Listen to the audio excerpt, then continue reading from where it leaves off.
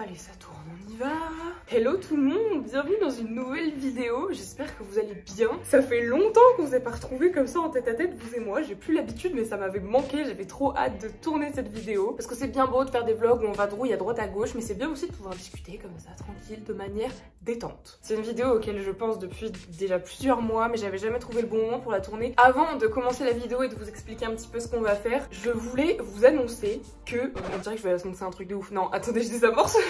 Je vous l'avais promis pour les 10 000 abonnés, je vous l'avais promis déjà même au mois de mai, avril l'année dernière. Elle est jamais sortie, ceux qui ont suivi les vlogs de l'été, vous connaissez l'histoire, mais j'avais dit pour les 10 000 abonnés que je ferais une FAQ. J'avais déjà lancé une FAQ en avril dernier, que j'avais pas pu faire parce que je me suis retrouvée noyée dans la charge de travail que me demandaient les vlogs de l'été. Et du coup j'avais dit je la ferais pour les 10 000 abonnés, je ne pensais pas que ça arriverait aussi vite. Ce sera une manière de commencer l'année en papotant, vous et moi, en répondant à vos questions, on pourra échanger, c'est super chouette. Si vous avez des questions à me poser, peu importe le thème, je sais pas, des questions sur tout n'importe quoi, genre souvent des questions sur Instagram, vous posez des questions sur Instagram sur ce que vous voulez, n'importe quelle question qui vous passe par la tête, sur ma vie perso, ma vie professionnelle, n'hésitez pas, posez-moi des questions et je me ferai un plaisir d'y répondre. Soit vous l'écrivez en commentaire, soit si vous n'êtes pas trop à l'aise de mettre des commentaires sur YouTube, vous pouvez m'envoyer un message sur Instagram, je vous mets mon Instagram quelque part dans l'image. Vous m'envoyez un message sur Instagram en précisant que c'est une question pour la FAQ, je récupérerai tout et je répondrai à tout dans une vidéo. Maintenant que ça c'est fait, je crois que j'ai tout dit, on va pouvoir passer à la vidéo en elle-même, celle pourquoi vous êtes venus. Comme je vous l'ai dit, la vidéo anecdote, j'avais trop envie de la faire et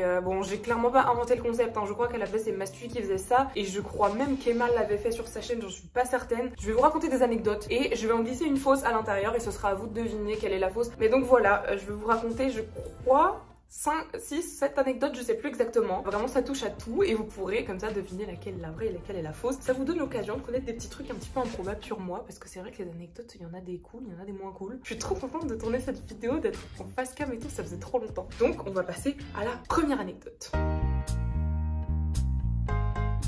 La première anecdote se passe ici à Angers, presque dans mon appartement. Je saurais pas vous dire exactement quand c'était il y a quelques mois, mais je pense pas que c'était il y a plus d'1 an. Avec Hugo, on a l'habitude de se faire des soirées chez moi où on regarde la télé, on regarde des films. Du coup, à chaque fois, souvent, on fait la même chose. On va chercher McDo à côté de chez moi, on se met un film et après on regarde le film et c'est trop bien et voilà. Ce soir-là, du coup, il devait être... Le film était terminé, on avait genre traîné sur TikTok, on s'était montré nos TikTok, il était peut-être, je sais pas, minuit, 1h du matin, on avait fini notre film. Et je dis à Hugo, en même temps qu'il part, je dis bah je vais descendre avec toi les sacs du McDo parce que j'ai pas envie qu'ils traînent dans mon appart pendant super longtemps, je vais descendre au local à la poubelle en même temps que toi, comme ça ce sera fait. Donc on descend tout innocemment, moi je suis pas au rez-de-chaussée, je suis au premier étage, du coup on descend les premiers escaliers, on se retrouve au rez-de-chaussée et on descend tous les deux les escaliers pour aller à la cave. Et vraiment comme une scène de film, je sais même plus si c'est moi qui l'ai rattrapé ou lui qui m'a rattrapé, je sais plus du tout. Mais vraiment on descend et vous savez genre quand tu descends à la cave, il commence à faire un peu sombre, c'est une cave. Au moment où on met le pied sur la dernière marche, je crois que c'est moi qui ai fait ça, je fais genre... Et genre au moment où on va pour faire le dernier pas pour descendre, je mets mon bras comme ça contre Hugo et je le plaque, je fais attends. Et là on se penche tous les deux et on voit, il y a genre 50 cm d'eau au sol, la cave inondée. On se retient tous les deux au dernier moment, genre moi dans ma tête je le vois comme une scène au ralenti où on est penchés tous les deux, on se retrouve au-dessus de la flaque et vraiment on rattrape notre équilibre au dernier moment pour pas tomber dans l'eau. Du coup on se retrouve là, face à cette inondation dans la cave, on est là, on fait des ourlades aux pantalons, on marche dans la cave inondée, on commence à rentrer dans la cave, on regarde, parce qu'on entend il y a du bruit dans la cave. On essaie de regarder d'où ça vient parce que dehors il pleuvait pas et tout, c'est trop bizarre. Et là on voit du coup au plafond, il y a un tuyau qui pisse de l'eau et genre ça coule par terre, il y en a partout. Et tout de suite moi j'ai le réflexe, je me dis, moi je suis au premier étage. D'ici est-ce que ça atteigne mon appart? Ça va, on est tranquille. Mais il y a des gens qui habitent au rez-de-chaussée. L'eau elle a juste à monter les escaliers, il y a genre 2-3 mètres et après ça atteint la porte des gens. Je me suis dit je peux pas appeler un plombier. Le plombier il est pas réveillé à 1h du matin. Donc vraiment avec Hugo on se retrouve là, les pieds dans l'eau dans la cave, on se dit on fait quoi? Est-ce qu'on fait genre on a rien vu? On remonte, Hugo il rentre chez lui, moi je remonte chez moi et on fait comme si c'était rien passé parce qu'en soi moi je suis sécure, ou est-ce qu'on n'est pas des bâtards et on va prévenir les gens qui habitent au rez-de-chaussée? On choisit la deuxième option. Alors je sais pas s'il doit y avoir que des sauvages qui habitent dans mon immeuble parce que vraiment dans mes souvenirs on frappe à genre une porte, on entend du bruit derrière, ça répond pas. Bon après il était tard. On frappe à une deuxième porte, on entend genre un jour deux. C'est qui? On ouvre la porte, on prévient bah oui il y a une inondation à la cave, faites attention ça risque de monter et tout. La meuf nous regarde en mode ok. On frappe aux autres portes, personne nous répond. On s'est dit bon peut-être que les gens sont méfiants, ils ont pas envie d'ouvrir en même temps. Moi-même je me dis ça toque à 1h du matin, je suis pas sûre que j'irai ouvrir. Hugo a fini par repartir chez lui. Et résultat des courses, le lendemain matin je me réveille, il y avait je sais pas combien de personnes en bas en train d'essayer d'enlever l'eau du rez-de-chaussée. Je me rappelle que j'ai pas pu aller en cours le lendemain parce que c'était inondé en bas. Et donc voilà, fin de la première anecdote. Je vous avais prévenu, c'est pas des trucs de ouf non plus. Et donc on va passer à la deuxième anecdote. La deuxième anecdote se passe quand j'étais petite, je dirais, je sais pas, j'avais entre 6 et 9 ans. Bon, c'est hyper large, mais en même temps, je sais pas si c'est moi le problème, mais genre, je fais partie de ces gens qui ont très peu de souvenirs de leur enfance. Donc là, je saurais pas vous dire quel âge j'avais exactement, parce que c'est très flou les souvenirs. Et je me souviens que je me réveille une nuit, pas bien du tout. Je me souviens que j'étais dans mon lit, la même sensation que quand t'as bu trop d'alcool et que tu te retrouves dans ton lit, que tu te couches et que t'as l'impression que le monde autour de toi il est en train de tanguer. Bah là, c'est pareil, j'avais l'impression d'être sur un bateau et que tout autour de moi était en train de tourner dans tous les sens et je me rappelais que je voyais rouge. Genre ma vision elle était en noir et rouge. Donc moi directement je descends voir mes parents dans la chambre, je dis il y a un truc qui va pas et tout. On me prend la température, j'avais il me semble 40 de fièvre à ce moment-là. Ma maman, comme à chaque fois qu'on est malade, en panique totale, se demande ce qui se passe, est-ce que c'est une grippe, est-ce que c'est un truc comme ça, on ne sait pas. Et du coup je me souviens juste être restée pendant des heures et des heures à dormir dans la chambre de mes parents parce que j'étais pas bien. Et donc mes parents décident de m'emmener à l'hôpital parce qu'on sait pas ce que j'ai. Sûrement qu'il me manque des éléments d'histoire, je vous dis j'étais jeune, je me rappelle pas de tout. J'ai fait des examens et tout machin. Et là, on annonce à mes parents que j'ai le syndrome de Kawasaki. J'ai jamais su réellement ce que c'était le syndrome de Kawasaki. Je crois que c'est un truc qui a un rapport avec les défenses immunitaires. Là, la nouvelle tombe pour tout le monde. Oh mon dieu, elle a le syndrome de Kawasaki. Mais parce que juste, j'avais eu beaucoup de fièvre et tout, et les médecins avaient annoncé ça à mes parents. J'ai un souvenir très précis de nous qui allons manger genre un sandwich à la machine à café, genre de l'hôpital, où on venait d'avoir ce truc et on parlait du syndrome de Kawasaki. Moi, j'étais en mode, mais qu'est-ce qui se passe? Et donc, comme je vous dis, les souvenirs sont un peu flous de ce moment-là. Je sais pas combien de temps ça a duré, mais je me rappelle qu'on a fini par annoncer à mes parents que les médecins s'étaient trompés, que je n'avais pas du tout le syndrome de Kawasaki. J'avais juste fait une allergie au maquillage pour enfants. Vous savez, le maquillage pour enfants où ça fait un peu genre les trucs tout gras que tu mets un peu partout sur ton visage à paillettes, un peu translucide et tout. Je sais pas si je pense que vous voyez, mais je me rappelle qu'à un moment de ma vie, j'ai été diagnostiquée, j'ai eu le syndrome de Kawasaki. Et à ce moment-là, je savais pas du tout ce que ça voulait dire pour qu'au final, les médecins annoncent à mes parents qu'ils s'étaient trompés et que j'avais fait une allergie au maquillage pour enfants. Ce qui a valu que pendant très longtemps, genre jusque fin du collège, je croyais que j'étais allergique au maquillage et du coup, je me maquillais pas, je mettais rien sur mon visage parce que j'étais persuadée d'être allergique au maquillage. Mais donc voilà, elle était assez courte celle-là, mais c'était la fin de ma deuxième anecdote. Donc on peut passer à la troisième anecdote. Je vais dire beaucoup de fois le mot anecdote dans cette vidéo. La troisième anecdote se passe il y a pas si longtemps que ça, elle se passe pas l'été qui vient de passer, mais l'été encore d'avant. Pour ceux qui ont suivi un petit peu ce qui se passait sur la chaîne YouTube, je suis partie en vacances, mais en vacances surprises. Je savais pas que j'allais partir en vacances, mes copains m'avaient organisé des vacances surprises. 1, 2, 3, cheese. Demain on part en vacances.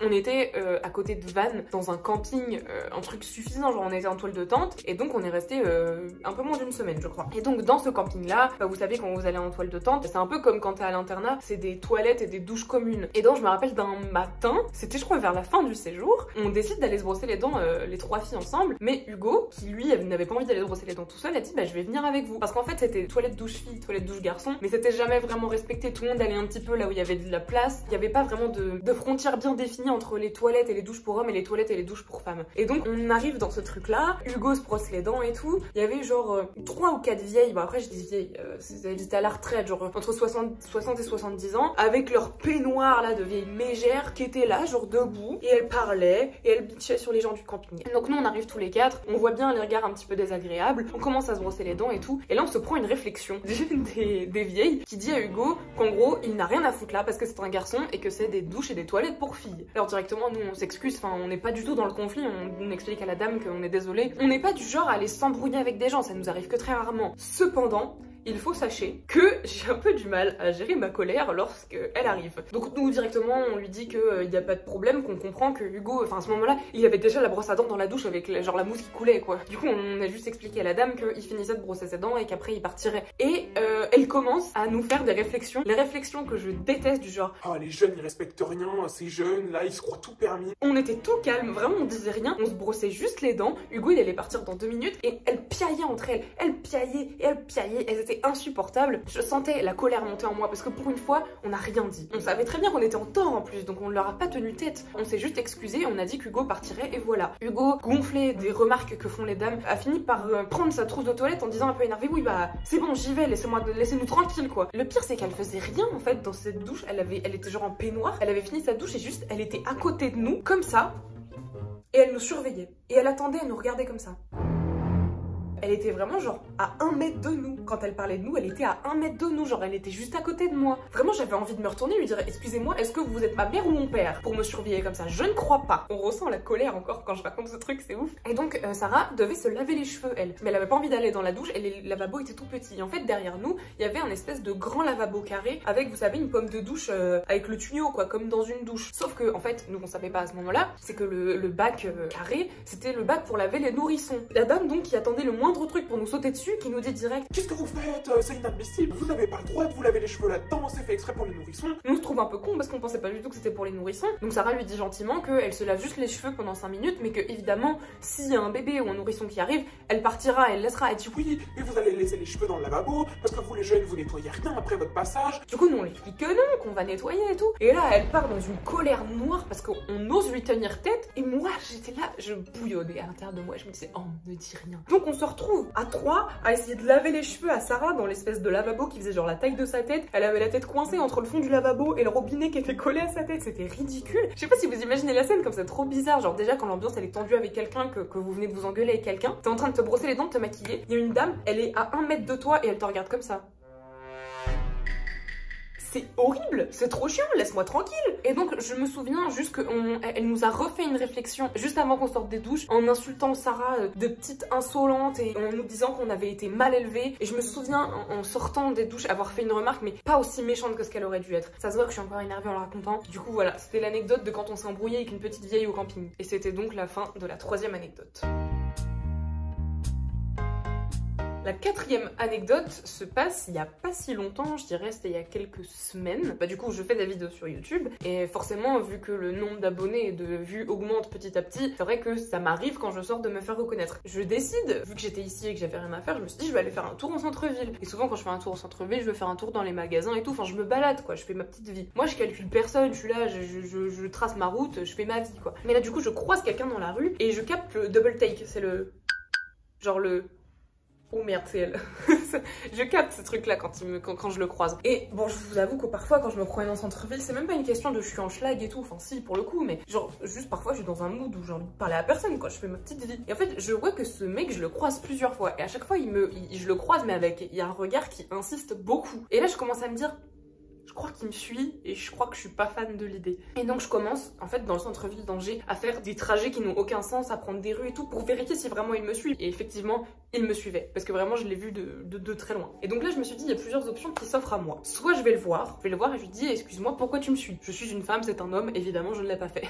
Je tiens à ma vie. Soit du coup j'interpelle quelqu'un dans la rue en lui faisant croire est-ce que s'il te plaît tu peux faire croire qu'on est potes et tout, comme ça il me lâche un peu et je peux retourner à ma voiture tranquille. Je dis soit je rush jusqu'à ma voiture du coup qui est garée en souterrain. Je cours à ma voiture mais ça veut dire qu'il faut que j'aille à ma voiture sans trop qu'il voit ma voiture et surtout que j'arrive à sortir du parking sans qu'il voit vers où je vais et pas qu'il me suive parce que j'avais pas envie qu'il voit où est mon appart. Je choisis la 3e option qui est peut-être la plus débile, j'en sais rien. Je vais juste essayer de récupérer la place du ralliement. Je vais prendre l'ascenseur ou les escaliers, peu importe. Et comme ça, je vais courir à ma voiture. Hop, je sors du parking, je me taille. Avec un peu de chance, lui, il est pas garé au parking du ralliement, il peut pas me suivre en voiture. Bingo, c'est ça qui se passe. J'arrive à rejoindre ma voiture, j'arrive à partir et tout, machin. J'arrive chez moi, je vérifie, il y a personne, c'est bon, il m'a pas suivi. Je suis tranquille. Mais j'ai quand même un petit coup de flip parce que c'est la première fois que ça m'arrive qu'on me suive et je suis en mode... Et donc moi je continue à faire ma vie et tout. Et je vois, je crois le soir même sur Insta que j'ai une demande. Je vais voir dans mes demandes. Et là je vois ce fameux mec qui me dit « Coucou, je t'ai croisé en centre-ville cet après-midi. Je t'ai trouvé super jolie, je t'ai reconnue et tout. J'ai pas osé venir te voir. Mais par contre, la prochaine fois que je te croise, j'aimerais bien qu'on fasse une photo ensemble. » Et donc je lui dis très gentiment que c'est très gentil et tout, mais que la prochaine fois j'aimerais bien justement qu'il ne me suive pas parce que c'est très flippant. Il lâche pas l'affaire, il m'envoie des messages tous les jours. Sauf qu'à force je paye plus attention parce que c'est genre des coucou ça va, tu fais quoi et tout. À un moment je reçois une notification de ce mec là qui là attire un peu plus mon attention. La notification dit si tu ne me réponds pas, je viendrai sonner chez toi. Là je commence un petit peu à flipper parce que je me dis j'ai trouvé le mec menaçant quand je me suis baladée en centre-ville. Après ça s'est un petit peu calmé quand il m'a envoyé un message et j'ai compris que c'était juste maladroit, mais là il redevient menaçant et j'aime pas trop la tournure des choses. Il m'envoie mon adresse et il me dit je vais venir chez toi. Ça me paraissait irréel en fait sur le mot oh m'a fait peur le pigeon.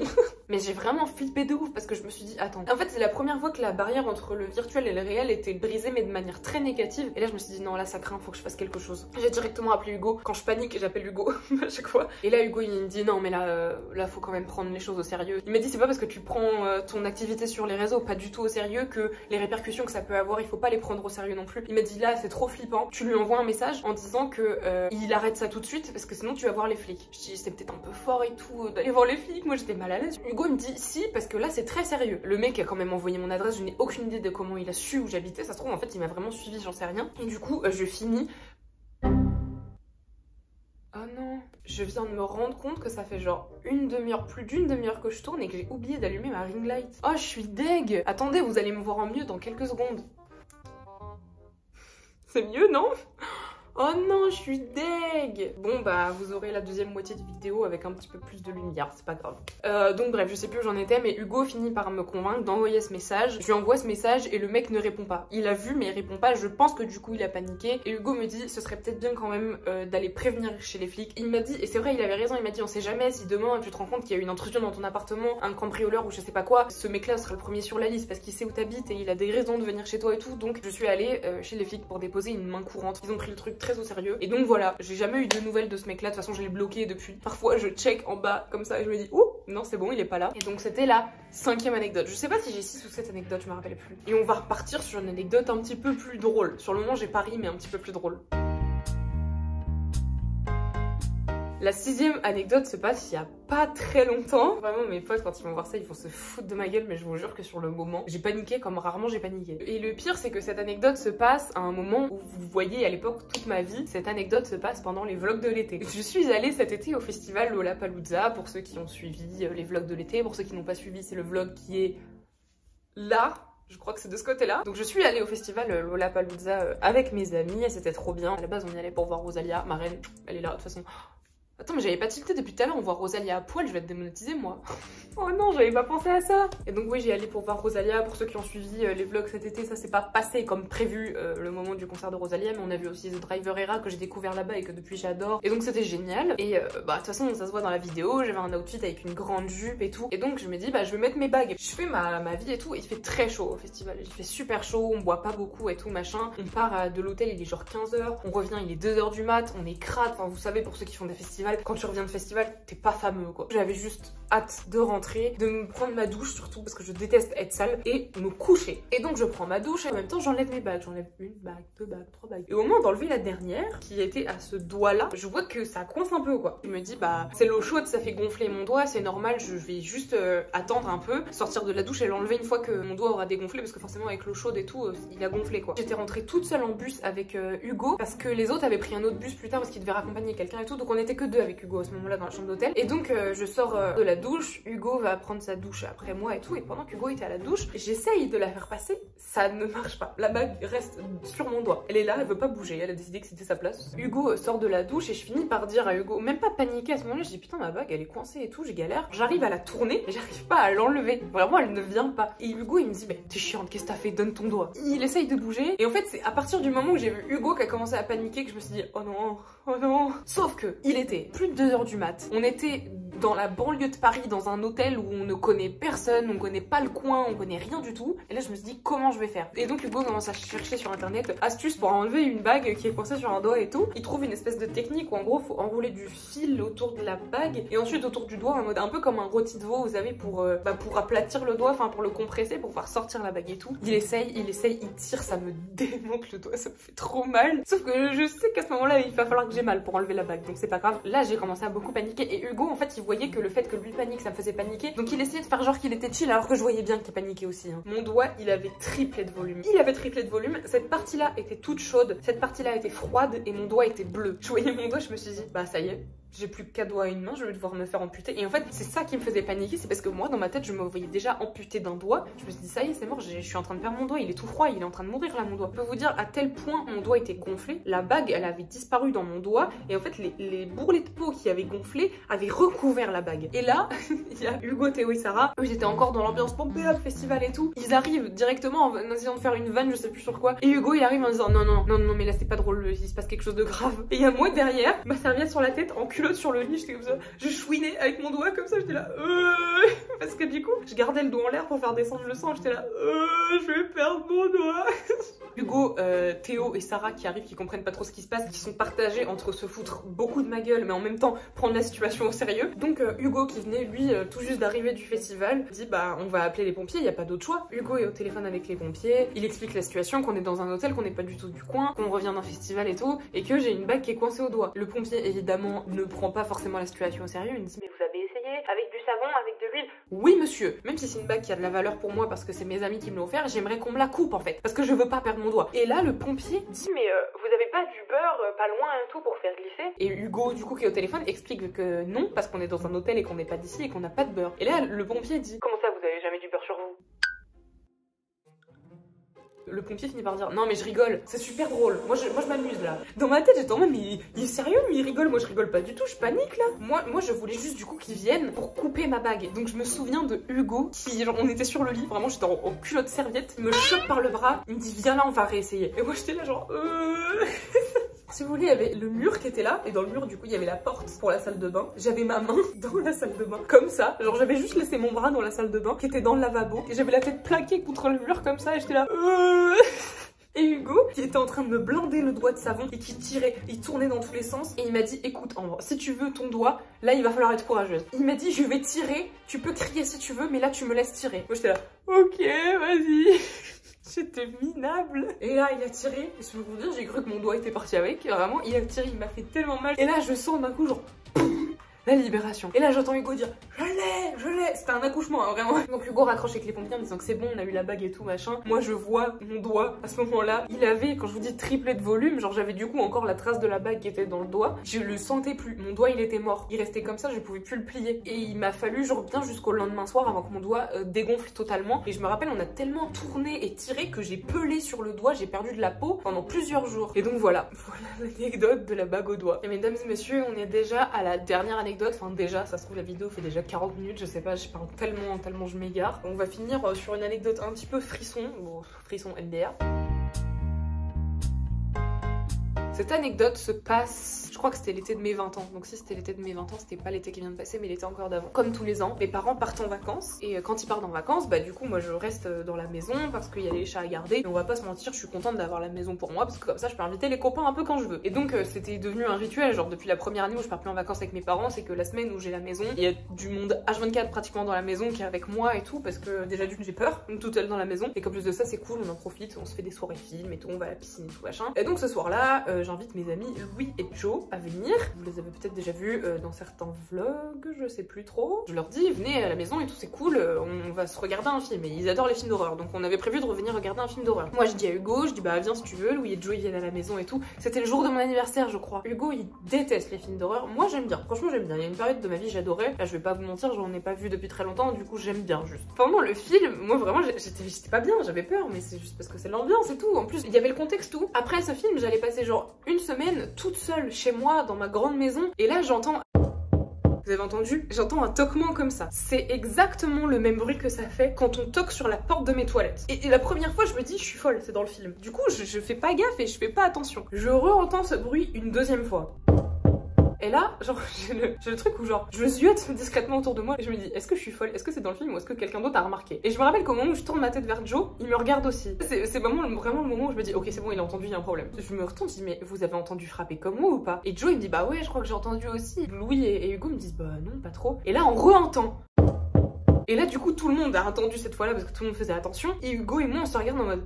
Mais c'est trop bizarre, surtout que moi je panique parce que ça fait genre exactement le même bruit que quand quelqu'un frappe contre la porte de mes toilettes. Sauf que les toilettes elles sont à l'intérieur de ma maison. Donc c'est pas possible qu'il y ait quelqu'un qui frappe, sinon ça veut dire qu'il y a quelqu'un dans ma maison. Et donc moi je commence à flipper. Je dis non mais attendez les gars, c'est pas drôle là, il y a quelqu'un qui essaie de rentrer chez moi et tout, il y a quelqu'un dans ma maison. Donc moi directement je me dirige vers la porte des toilettes. J'ouvre la porte des toilettes, il y a personne. Je re-entends toquer et j'entends que c'est vraiment genre à côté de moi. Et là du coup je me dis, ça se trouve je sais pas, on a regardé trop fort le film, c'est les voisins qui viennent toquer parce que ça fait du bruit, mais en même temps je suis en campagne et les maisons elles sont loin, donc pourquoi ça ferait autant de bruit, je sais pas. Là je vous le raconte tranquille, j'ai eu tellement peur. J'avais le cœur qui battait, genre ça fait tout, et mes mains qui tremblaient. Hein. Sauf que j'avais le truc où je savais, enfin c'est horrible, mais fallait que je défende ma maison quoi. Je pouvais pas genre rester planquée dans un coin et attendre que ça arrête de frapper parce que pendant que je vous parle là, je continue à entendre les toquements, c'était à côté de ma porte d'entrée quoi. Et je me suis dit c'est pas possible, je peux pas rien faire, il faut que j'aille voir ce que c'est. Donc je passe par la baie qui est de l'autre côté de la porte d'entrée de ma maison et je commence à faire le tour de la maison et tout. Je me dis mais c'est pas possible, y a personne et tout. Je fais le tour de la maison, je vois y a personne mais je continue à entendre les toquements. Je me dis mais c'est pas possible, je suis folle ou quoi. Et surtout que je vois Joe qui regarde dans les pièces et tout. Je vois Louis qui lui ouvre la porte d'entrée, regarde s'il y a pas quelqu'un. On est trois à chercher d'où est-ce que ça vient. Je me rappelle.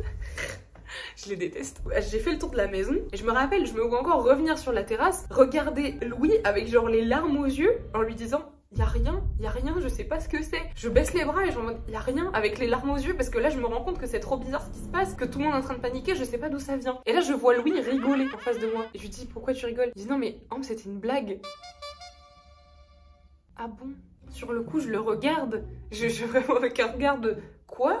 Il me dit non mais c'est une blague, y a personne, c'est une blague. Et je me rappelle que je me suis genre effondrée par terre dans ses bras. Je pleurais de peur et en même temps je rigolais et en même temps j'étais énervée contre eux. Et genre j'ai capté dans son regard à Louis à ce moment-là qu'il avait fait une bêtise et qu'il s'en voulait un peu parce que c'était allé un peu trop loin. Je pense qu'il a cru que j'allais capter que c'était une enceinte, mais pas du tout parce qu'en fait pendant que j'étais allée aux toilettes, il y a une espèce d'endroit en fait au-dessus de ma porte d'entrée où il y a un gros trou mais c'est genre super haut hein. C'est genre pour y accéder il faut une échelle, je sais même pas comment ils ont fait pour monter là-haut. Ils ont mis une enceinte et ils ont mis un sound effect de quelqu'un qui frappe en fait. Moi je n'ai rien capté. Et donc ils se sont excusés comme de gros cons. Et donc voilà, on en reparle encore de temps en temps entre nous. Où je leur dis que je leur en veux encore de m'avoir fait aussi peur. Mais c'est vrai que quand j'y repense, c'est un peu drôle. Et donc voilà, j'ai terminé mes 6 anecdotes. C'est pas des trucs de dingue non plus. Il m'arrive pas des trucs de ouf dans ma vie. Mais c'est 2-3 petits trucs comme ça dont je me suis souvenue. Je me suis dit ça peut être fun à raconter en vidéo. Mais donc à votre avis, maintenant je vous demande, parmi toutes celles que j'ai racontées, quelle était la fausse? Eh bien l'anecdote fausse était l'anecdote de l'abonné qui a trouvé mon appartement et où je suis allée chez les flics et tout. Cette anecdote était fausse. J'ai l'impression que c'est hyper évident vu que je sais quelles sont les vraies, mais cette anecdote était fausse. Mais c'est aussi parce que je raconte mes anecdotes vraies avec beaucoup d'émotion, je trouve. Ça se voit du coup quand c'est vrai. Et donc voilà, j'espère que ça vous a plu, que je vous raconte des petites anecdotes comme ça. J'en ai encore quelques-unes en stock et en vrai quand je réfléchis, genre je continue à réfléchir de temps en temps et j'arrive à en trouver. Donc si jamais ça vous plaît ce genre de format et si ça vous plaît que je vous raconte des anecdotes comme ça, dites-moi. Et en vrai, j'ai de quoi vous faire un épisode 2 au moins pour vous raconter comme ça d'autres anecdotes. Moi je trouve ça cool, j'aime bien. J'aime bien parler, moi je suis bavarde donc ça me dérange pas de raconter des anecdotes comme ça. J'espère que les anecdotes vous ont bien diverti et que vous avez bien pu vous foutre de moi pour certaines. N'oubliez pas de poser les questions pour la FAQ si vous en avez dans les commentaires, sur Insta directement si vous n'êtes pas trop à l'aise de mettre des commentaires sur YouTube, ce que je peux comprendre. Voilà, n'hésitez pas, posez-moi toutes les questions que vous voulez, je répondrai à tout. Et donc voilà, moi je crois que j'ai fini et que je vous dis au revoir maintenant. Soyez heureux, bonne année 2024 et je vous fais des gros bisous. Salut!